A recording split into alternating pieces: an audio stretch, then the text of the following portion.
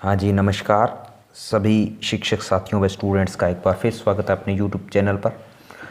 हाँ जी, चूँकि बोर्ड परीक्षा की डेट अनाउंस हो चुकी है तो इसीलिए हमने ये फ़ैसला किया है कि अपने शॉर्ट क्लास के अंदर सारा सिलेबस को कवर करने का प्रयास करेंगे। तो इसी क्रम के अंदर अपने स्टार्ट करते हैं। पहला लेसन अपना रासायनिक अभिक्रियाएँ व समीकरण। तो उसमें अपना क्वेश्चन ही देखेंगे। अपने पहला क्वेश्चन है, जैसे इसमें क्या होगा जब जिंक चूर्ण पर तनु सल्फ्यूरिक अम्ल को डाला जाता है या सल्फ्यूरिक अम्ल को मिलाया जाता है। तो इसकी जो रिएक्शन किस प्रकार से होगी, तो इसमें ऑप्शन दे रखे हैं। FeSO4 का निर्माण होगा, ZNO का निर्माण होगा, H2 गैस का निष्कासन होगा या O2 गैस का निष्कासन होगा। चूँकि हम जानते हैं कि जिंक एक धातु है, जिंक प्लस H2SO4 अपने करेंगे तो H2SO4 क्या है, अपना अम्ल है और जिंक क्या है, अपनी धातु है। तो दोनों को जब इनमें आपस में रिएक्शन करवाई जाती है तो क्या बनता है, अपने को पता है लवण ZnSO4 प्लस H2 गैस का निष्कासन होता है। तो इस ऑप्शन के हिसाब से क्या होगा, स ऑप्शन सही होगा कि यानी कि हाइड्रोजन गैस का निष्कासन होगा इसमें। और दूसरी अभिक्रिया है संयोजन अभिक्रिया का उदाहरण है। संयोजन अभिक्रिया का एग्जाम्पल इनमें से देखना है अपने को।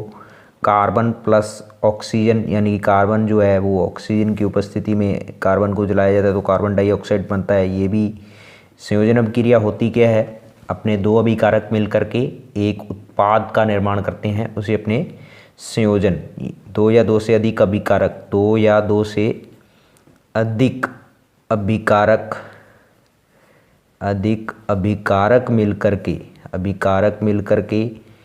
एक उत्पाद का निर्माण करेंगे, एक सिंगल प्रोडक्ट का निर्माण करेंगे। सिंगल प्रोडक्ट का निर्माण करते हैं तो अपने क्या कहते हैं, उसको योगात्मक अभिक्रिया कहते हैं। तो रिएक्टेंट उसमें दो या दो से अधिक होंगे।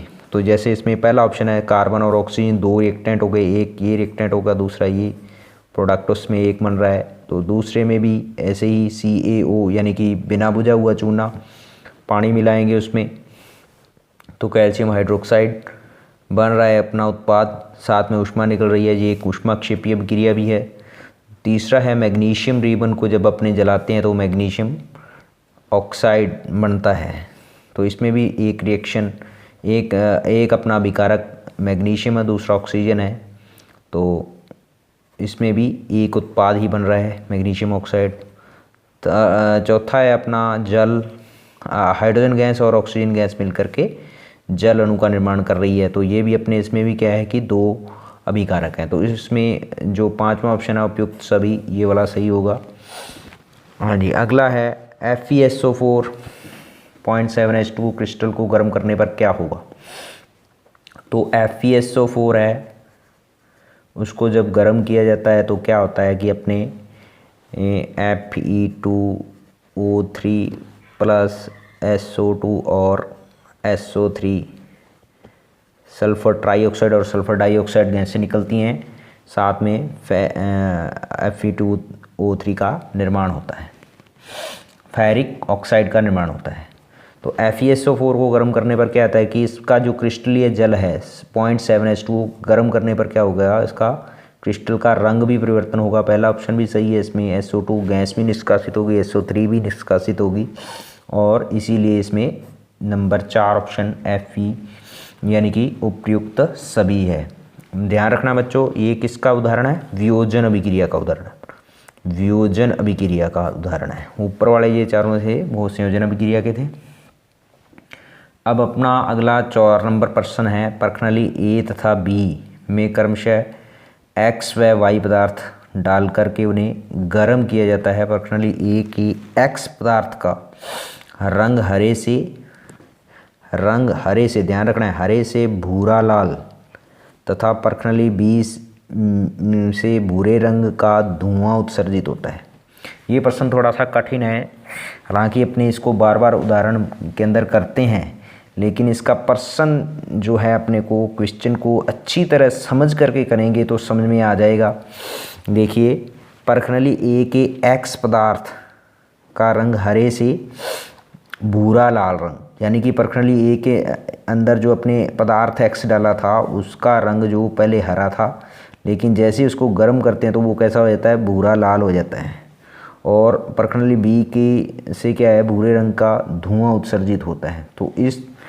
तो एक्स व वाई पदार्थों की पहचान कीजिए। प्रश्न अपना ये है। तो इस तरह के जो प्रश्न हैं वो काफ़ी थोड़े से कठिन होते हैं, इसको ध्यानपूर्वक करेंगे तो अपने को इसको अच्छी तरह समझ में आ जाएगा। तो परखनली ए का जो एक्स पदार्थ है, जैसे अपने ऊपर वाला जो किया था वही पदार्थ है, FeSO4.7H2O का क्रिस्टल है, जिसका रंग क्या होता है, फेरस सल्फेट का जो क्रिस्टल का जो कलर है वो हरे रंग का होता है। जैसे उसे गर्म किया जाता है तो उसमें निम्न प्रकार की रासायनिक अभिक्रियाएं होती हैं। FeSO4 को गर्म करने पर उसका जो हरा रंग है वो किस में बदल जाएगा, भूरे लाल रंग में बदल जाएगा। इसको सिंपली परखनली में डाल करके अपने को गर्म ही करना है, तो भूरे लाल रंग का फेरिक ऑक्साइड बन जाएगा, साथ में SO2 और SO3 गैसें भी निष्कासित हो जाएगी। ये किस अभिक्रिया का उदाहरण है, ये भी अपने वियोजन अभिक्रिया का उदाहरण क्या है। वियोजन यानी कि किसी अभिकारक को गर्म करने पर, ऊष्मा देने पर, प्रकाश देने पर क्या होता है कि वो, या कोई उसमें विद्युत प्रवाहित करने पर वो क्या हो जाता है, टूट जाता है। कोई भी अभिकारक है वो वियोजन तभी होगा जब उसको ऊष्मा या ऊर्जा बाहर से अपने दी जाएगी। बाहर से ऊष्मा या ऊष्मा के रूप में ऊष्मा दे सकते हैं, अपने प्रकाश ऊर्जा दे सकते हैं या विद्युत ऊर्जा दे सकते हैं। कि वियोजन का मतलब होता है टूटना। तो किसी भी चीज़ को तोड़ने के लिए, जैसे अपने पत्थर है, ईंट है, उसको तोड़ने के लिए भी अपने को बाहर से ऊर्जा लगानी पड़ती है। उसी प्रकार से अभिकारक को तोड़ने के लिए भी क्या है कि अपने को ऊर्जा की आवश्यकता होगी, चाहे वो ऊष्मा ऊर्जा हो, चाहे प्रकाश ऊर्जा हो, चाहे विद्युत ऊर्जा हो। तो FeSO4 हरे रंग का है, उसको अपने परखनली में डाल करके मात्र प्रकाश गर्म करेंगे, यानी कि ऊष्मा देंगे, तो क्या होगा, वो Fe2O3 भूरे लाल रंग के में, और साथ में उससे SO2 और SO3 गैस से निकल जाएंगे। दूसरा बी पदार्थ है। बी अपनी परखनली से क्या हो रहा है कि भूरे रंग का धुआं उत्सर्जित हो रहा है। पर प्रश्न में पहले दे रखा है ए व बी पदार्थ को डाल करके अपने गर्म किया जाता है। तो बी पदार्थ जो है अपना वो क्या है, लेड नाइट्रेट है। लेड नाइट्रेट है। इस लेड नाइट्रेट को जैसे ही अपने गर्म करते हैं तो क्या होता है कि लेड ऑक्साइड और साथ में नाइट्रोजन डाइऑक्साइड और ऑक्सीजन निकलती है।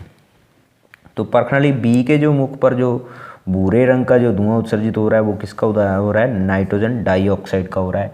ये भी बच्चों अपने किसका उदाहरण है, अपने वियोजन अभिक्रिया का ही उदाहरण है।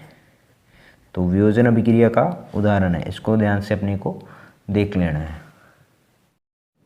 हाँ जी, इसी क्रम के अंदर अपना अगला प्रश्न है, एक पदार्थ X को सूर्य के प्रकाश में रखते हुए श्वेत रंग के धूसर, श्वेत रंग का जो पदार्थ है वो किस में बदल गया है, धूसर रंग के पदार्थ में बदल जाता है। पदार्थ X की पहचान करनी है अपने को। तो एक पदार्थ X को सूर्य के प्रकाश में रखने पर, जैसे कि अपने पहले ही चर्चा कर चुके हैं, ये भी एक वियोजन अभिक्रिया ही है। वियोजन अभिक्रिया में क्या करते हैं, अपने अभिकारक को ऊर्जा देते हैं, चाहे वो किसी प्रकाश के रूप में दे दें, चाहे उसको विद्युत ऊर्जा दे दें, चाहे उसको अपने ऊष्मा ऊर्जा दे दें। ठीक है, तो इसमें भी क्या हो रहा है कि इसमें श्वेत रंग का जो पदार्थ है उसको अपने ऊर्जा दी जा रही है, किसके द्वारा, सूर्य के प्रकाश के द्वारा। तो इसमें पदार्थ X क्या है, सिल्वर क्लोराइड है। सिल्वर क्लोराइड जो कि निम्न प्रकार की रासायनिक अभिक्रियाएँ देता है। जैसे उसको सूर्य का प्रकाश दिया जाएगा तो वो क्या हो जाएगा, सिल्वर और क्लोराइड उसमें से, यानी कि क्लोराइड गैस जो है वो बाहर निष्कासित हो जाएगी, केवल सिल्वर रह जाएगा। जो श्वेत रंग का पदार्थ था वो धूसर रंग के, यानी कि ये धूसर रंग का सिल्वर में बदल जाएगा। अगला प्रश्न है अपना बेरियम हाइड्रोक्साइड। बेरियम हाइड्रोक्साइड में एक पदार्थ B मिलाने पर परखनली को हथेली से छूने पर वह ठंडी लगती है। पदार्थ B की पहचान कीजिए, वह रासायनिक अभिक्रिया को स्पष्ट कीजिए। थोड़ा ये प्रश्न थोड़ा बेटा इसको थोड़ा सा समझ के करना है अपने को। बेरियम हाइड्रोक्साइड है, एक पदार्थ है जिसमें एक अन्य पदार्थ अपने को B मिलाना है, जिसमें B मिलाते ही क्या हो जाएगी, परखनली को जैसे हथेली से छुएंगे तो वो क्या लगती है, ठंडी लगती है। तो ठंडी लगने का मतलब क्या हो रहा है, प्रकरणली इसमें से क्या हो रहा है, रासायनिक अभिक्रिया के द्वारा ऊर्जा ऊष्मा अवशोषित हो रही है। शोषी अभिक्रिया है, ये कैसी अभिक्रिया है, ऊष्मा शोषी अभिक्रिया है, यानी कि तापमान इसमें क्या हो रहा है, जैसे ही हथेली से छुएंगे तो ये कैसी हो रही है, ठंडी लग रही है। प्रकरणली ठंडी लग रही है तो क्या हो रहा है, ऊष्मा शोषी अभिक्रिया है, ये निष्कासित नहीं हो रही, इसमें ऊष्मा जो हो रही है वो अपनी अवशोषित हो रही है, अवशोषित हो रही है, तो ये ऊष्मा शोषी अभिक्रिया है।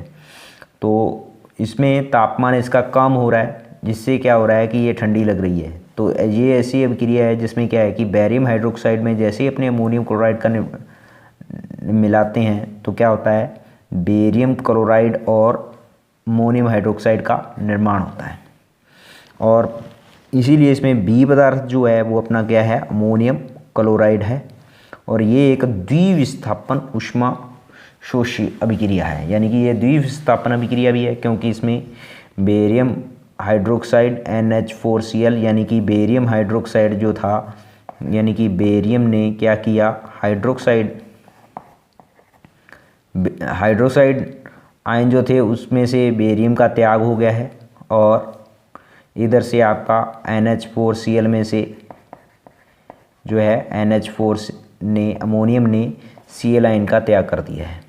तो दोनों ने आपस में एक्सचेंज कर लिया है, यानी कि बेरियम यहाँ से टूट करके Cl2 के साथ चला गया है उत्पाद के रूप में, बेरियम क्लोराइड का निर्माण कर लिया उसने, और NH4Cl ने में से अमोनियम ने टूट करके किसके साथ, हाइड्रोक्साइड के साथ रिएक्शन करके अमोनियम हाइड्रोक्साइड का निर्माण कर लिया है।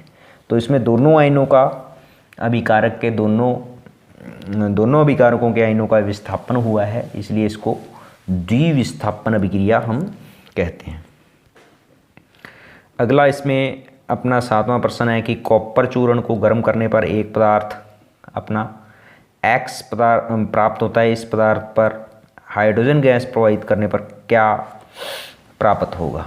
तो ये भी प्रश्न अपना थोड़ा सा क्लिष्ट है, इसमें थोड़ा सा इसको ध्यान से देखने की पर इसको समझ में आ जाएगा कि कॉपर चूर्ण को गर्म करने पर एक पदार्थ X प्राप्त होता है, इस पदार्थ पर दोबारा से अपनी हाइड्रोजन गैस प्रवाहित करेंगे तो अपने को क्या नया प्राप्त होगा। जैसे ही अपने कॉपर चूर्ण यानी कि Cu को गर्म करते हैं, ये रही इसकी रिएक्शन, क्या कॉपर को जैसे ही गर्म करेंगे किसकी उपस्थिति में गर्म होगा, ऑक्सीजन की उपस्थिति में जैसे ही गर्म किया जाएगा तो कॉपर ऑक्साइड कैसा होगा, ब्लैक कलर का होगा, इसका कलर क्या है, ब्लैक है, काले रंग का पदार्थ अपने को प्राप्त हो जाएगा कॉपर ऑक्साइड।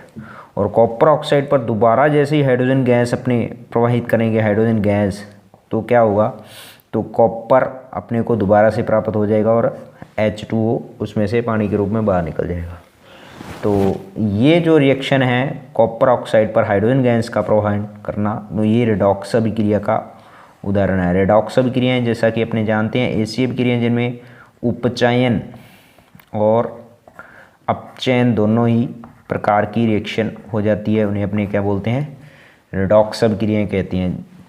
अब उपचयन और अपचयन जैसा अपने जानते हैं, उपचयन क्या होता है, उपचयन होता है ऑक्सीजन का योग और हाइड्रोजन का निष्कासन, हाइड्रोजन का निष्कासन। अपचयन होता है अपना हाइड्रोजन का योग, H का योग, हाइड्रोजन का योग, ऑक्सीजन का निष्कासन।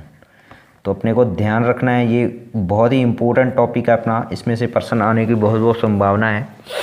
तो हाइड्रोजन का योग या ऑक्सीजन का निष्कासन अपचयन कहलाता है, ऑक्सीजन का योग या हाइड्रोजन का निष्कासन क्या कहलाता है, उपचयन कहलाता है।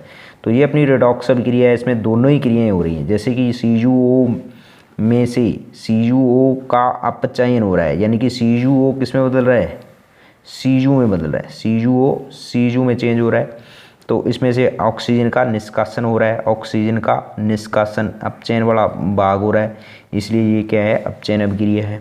दूसरा H2 जो है अपनी हाइड्रोजन, वो अभिकारक में केवल हाइड्रोजन थी और उसके साथ किसका योग हो रहा है, जब उसका उत्पाद बना तो उसमें ऑक्सीजन का योग हो रहा है, O का योग हो रहा है, अतः इसका क्या होगा, उपचयन हो गया।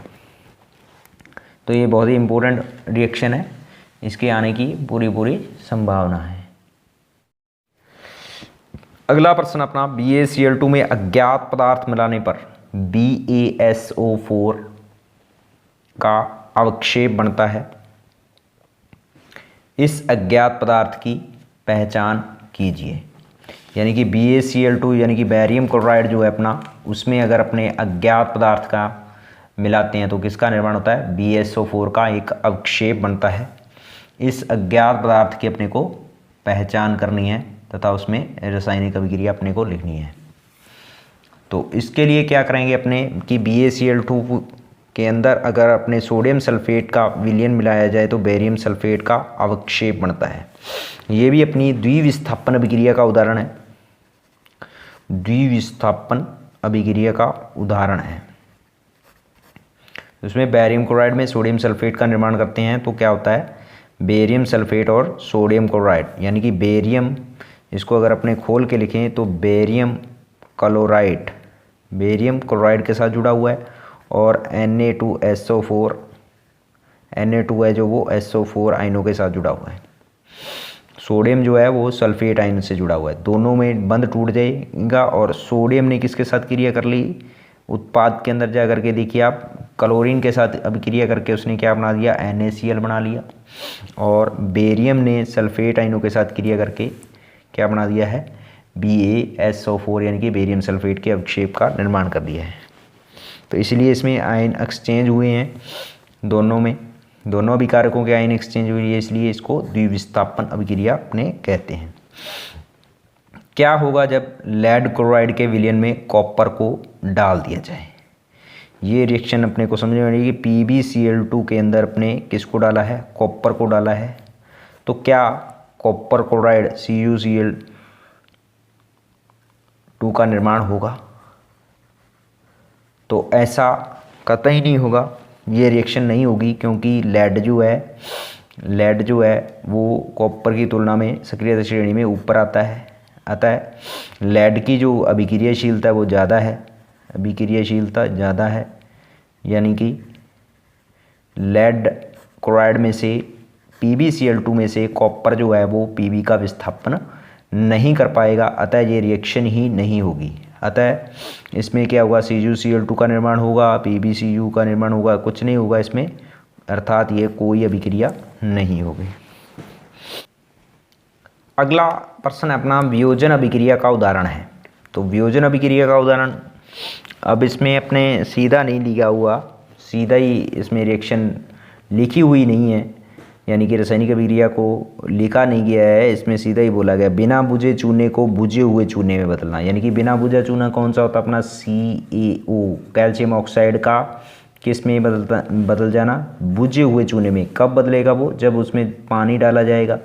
यानी कि दो अभिकारक हो गए, 1+2, तो इन्होंने क्या कर दिया? कैल्शियम हाइड्रोक्साइड का निर्माण कर दिया। तो ये क्या हुआ? योगात्मक, ये तो योगात्मक अभिक्रिया है, यानी कि अपनी संयोजन अभिक्रिया है, अतः ये वियोजन अभिक्रिया का उदाहरण नहीं है।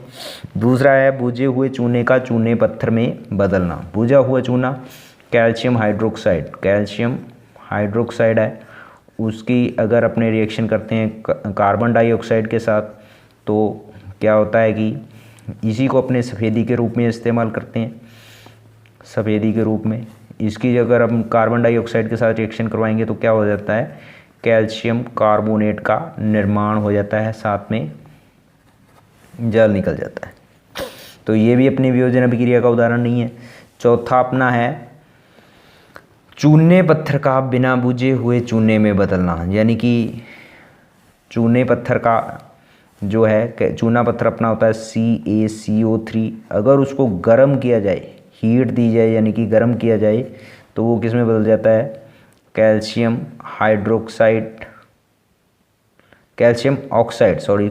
ऑक्साइड प्लस कार्बन डाइऑक्साइड में बदल जाता है। तो ये रिएक्शन जो है वो वियोजन अभिक्रिया को दर्शा रही है, अतः इसमें तीसरा नंबर ऑप्शन है। चौथा नंबर जो है वो अपना मैग्नीशियम रिबन को मैग्नीशियम ऑक्साइड में बदलना, ये भी क्या है? Mg+O2 यानी कि MgO में बदलना है, ये भी अपना संयोजन अभिक्रिया। तीनों 1, 2 और 4 जो है वो संयोजन अभिक्रिया के उदाहरण है, और थर्ड जो है अपना जो है अपना वियोजन अभिक्रिया का उदाहरण है। तो कई बार क्या है कि अपने प्रश्न पत्र में इसी प्रकार का प्रश्न आने की पूरी संभावना रहती है, क्योंकि वैसे तो संयोजन और वियोजन अपने क्या है कि रट्टा लगा लेते हैं कि दो अभिकारक मिल करके, जैसे अपने इसमें दो अभिकारक मिल करके एक उत्पाद का निर्माण कर रहे हैं तो उसको संयोजन कहेंगे।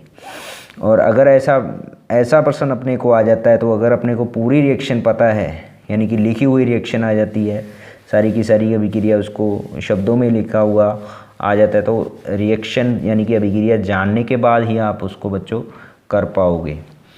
अगला है अपना प्रश्न, चिप्स की थैली में नाइट्रोजन गैस भरी जाती है क्योंकि। चिप्स की थैली में नाइट्रोजन गैस भरी जाने का क्या कारण है?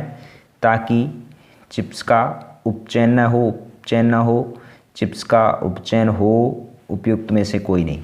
तो ये अपना प्रश्न जो है वो विकृत गंधिता से संबंधित है, विकृत गंधिता से संबंधित है। तो विकृत गंधिता क्या है कि यानी कि वसा युक्त जो पदार्थ हैं, वसा या तेल युक्त जो पदार्थ हैं, उनको लंबे समय पर रखने पर क्या होता है कि उसमें स्मेल जो है वो उनकी विकृत हो जाती है। इसका कारण होता है कि इसमें उपचयन होना, उसका उपचयन होना, ऑक्सीडेशन हो जाता है, इसी कारण से उसमें ये स्मेल आने लग जाती है। तो चिप्स की थैली में नाइट्रोजन गैस भरी जाती है। तो नाइट्रोजन गैस क्या है? नाइट्रोजन एक अक्रिय गैस है। नाइट्रोजन गैस क्या है? अक्रिय गैस है। उसमें अन्यथा जो अपनी जो चिप्स की थैली है उसमें से ऑक्सीजन को बाहर निकाल करके उसमें अक्रिय गैस भर दी जाती है, ताकि चिप्स का उपचयन न हो। उपचयन नहीं होगा तो अपनी चिप्स है वो खराब नहीं होगी।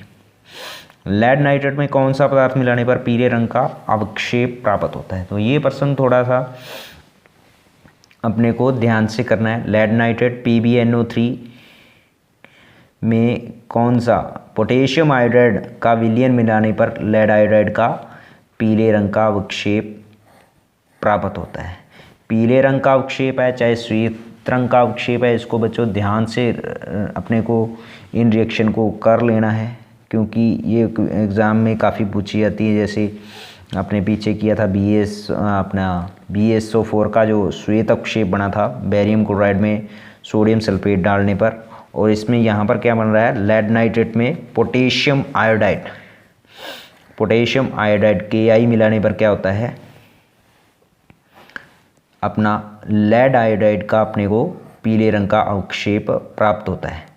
अब अवक्षेप को जो होता है वो बच्चों अपने रिएक्शन के अंदर इस तरह से उल्टे तीर से भी दर्शाया जाता है। जैसे अपने गैस को सीधे तीर से ऊपर की ओर निष्कासित दर्शाते हैं, कोई भी गैस हो रही है, जैसे इसमें कार्बन डाइऑक्साइड गैस निकल रही है तो इसको सीधे तीर से ऊपर की ओर दर्शाते हैं, और जो अवक्षेप है उसको उल्टे तीर से दर्शाया जाता है।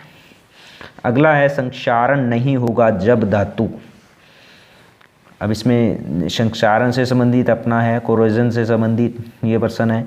तो कोरोजन क्या है पहले अपने ये देख लेते हैं। संक्षारण होता क्या है कि जब अपनी धातु जो है वो अम्ल के संपर्क में या वायु के संपर्क में या आर्द्रता के संपर्क में आ जाती है, तो आर्द्रता के संपर्क में आने से क्या होता है कि उसका संक्षारण होना शुरू हो जाता है। तो इसके लिए क्या है कि धातु अम्ल के संपर्क में न आए, सही है, तभी संक्षारण नहीं होगा।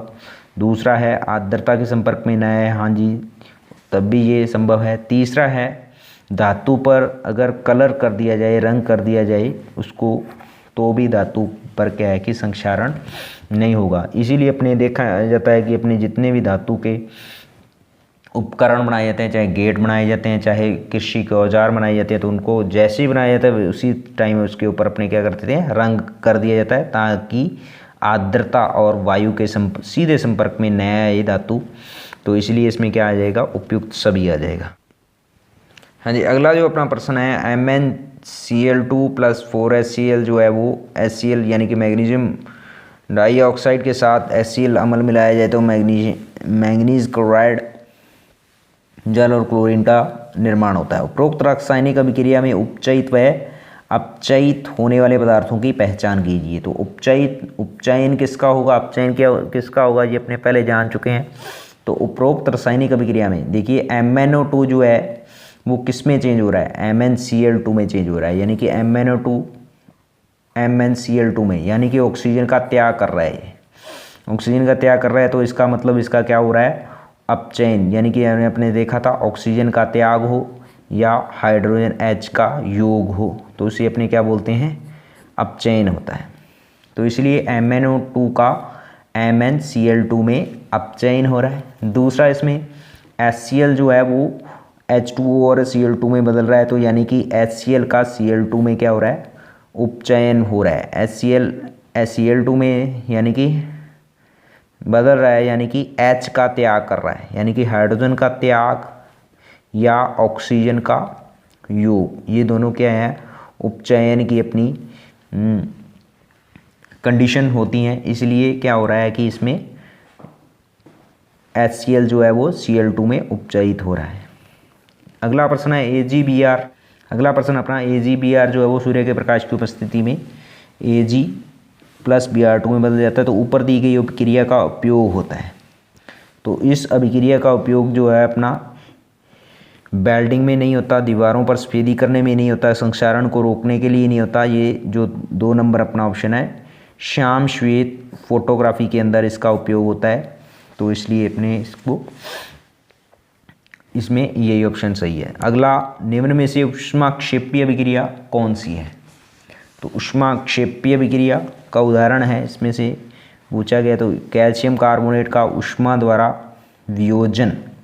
तो इसमें तो खुद में ही ऊष्मा ले जा रही है, यानी कि कैल्शियम कार्बोनेट थोड़ा सा जो है उसको ऊष्मा दी जा रही है, ऊष्मा दी जा रही है। तो ऊष्मा इसमें से कहाँ से निकलेगी, CaO प्लस CO2 में बदल जाएगा। ये सिल्वर क्लोराइड प्लस सूर्य के प्रकाश का वियोजन, ये इसमें भी सिल्वर AgCl पहले अपने पीछे देख चुके हैं। AgCl जो है उसमें सूर्य का प्रकाश द्वारा इसमें भी ऊष्मा दी जा रही है।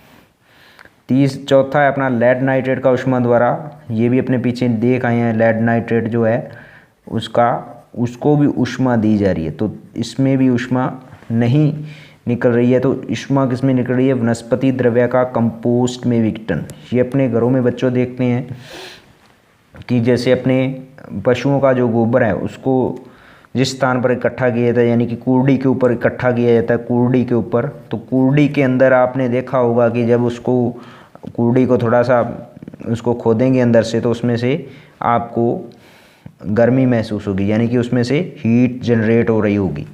वो किस लिए, क्योंकि उसमें जो वनस्पति द्रव्य है या आपका पशु मलमूत्र है जो है वो उसका कंपोस्ट में विघटन हो रहा है। ये किसका उदाहरण है, ऊष्माक्षेपीय अभिक्रिया का उदाहरण है। तो इस तरह से बच्चों ये अपना जो पहला लेसन है वो अपना इसमें इन क्वेश्चनों के हिसाब से लगभग पूरा हो चुका है। अब अपने दूसरा लेसन करेंगे।